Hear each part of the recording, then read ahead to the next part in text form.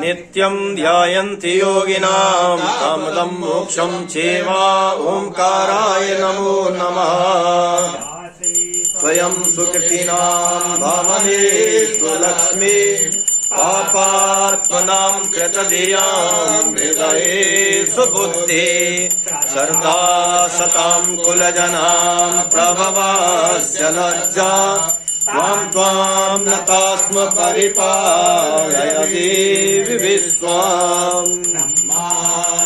कमलेन्द्र सौम्यवदना माहेश्वरी लीलया कौमारी रिपुदर्शना सनकरी शक्तायुधा वैष्णवी वाराही घनघोरमुखी चन्द्रे च वज्रायुधा चामुण्डा गणनाथ रुद्र सहिता रक्षन्तु नो मातरः।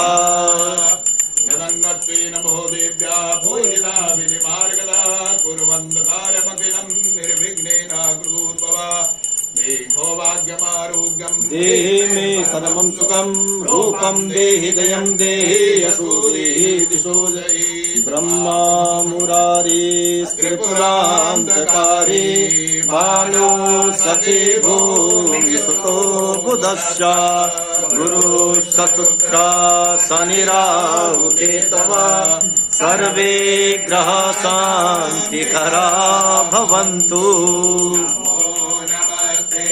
स्फटिका प्रभाया स्वश्वेतहाराय सुमङ्गलाय सुपाशहस्ताय जशासनाय जलाधिनाथाय नमो नमस्ते।